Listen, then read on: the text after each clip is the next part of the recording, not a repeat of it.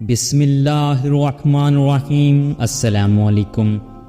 حضرت سیدنا علی رضی اللہ تعالیٰ عنہ کا لقب اسد اللہ یعنی شیر خدا ہے، اور یہ لقب آپ کی بہادری کی وجہ سے آپ کو دیا گیا تھا۔ جیسے ہمارے ہاں رستم زمان، شیر پاکستان، شیر بنگال وغیرہ کے القاب ہیں، اسی طرح حضرت علی رضی اللہ تعالیٰ عنہ کو ان کی شجاعت و بہادری کی وجہ سے شیر خدا یعنی اللہ تعالیٰ کا شیر کہتے تھے۔ آج ہم آپ کے ساتھ حضرت علی رضی اللہ تعالیٰ عنہ اور ایک چونٹی کا واقعہ پیش کر رہے ہیں۔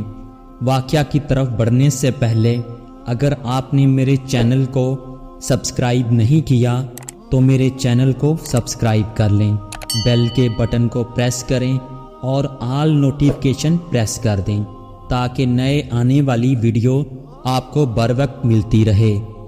ایک دن حضرت علی کرم اللہ وجہہ رضی اللہ تعالیٰ عنہ کہیں جا رہے تھے۔ راستے میں آپ کے نیچے ایک چونٹی آ گئی جس سے اس کا ہاتھ مجروح ہو گیا۔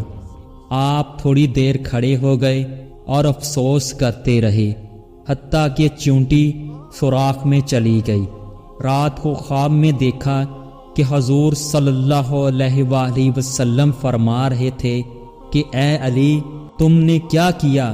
تم نے کل کیا کام کیا کہ جس کی وجہ سے خدا تعالیٰ اور اس کے تمام فرشتے تجھ پر غضب آلودہ ہیں؟ آپ رضی اللہ تعالیٰ عنہ نے فرمایا کہ کس وجہ سے؟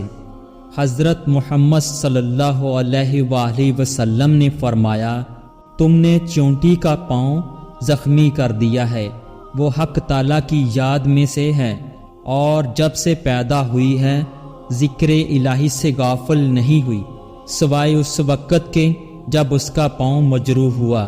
حضرت علی رضی اللہ تعالیٰ عنہ نے عرض کیا کہ یا رسول اللہ صلی اللہ علیہ وآلہ وسلم، اب میرا حال کیا ہوگا؟ آپ صلی اللہ علیہ وآلہ وسلم نے فرمایا، اے علی رضی اللہ تعالیٰ عنہ، اگر وہ چونٹی تمہارے لیے معافی نہ مانگتی تو کام بہت مشکل تھا، لیکن اس نے بارگاہ رب العزت میں عرض کر دیا ہے کہ اے اللہ، تیرے نزدیک عمل کا دار و مدار نیت اور ارادہ ہے، لیکن علی کا اس کام میں کوئی قصد اور ارادہ نہیں تھا، تو بہتر جانتا ہے۔ چنانچہ حق تعالیٰ نے اس کی معافی قبول فرمائی ہے۔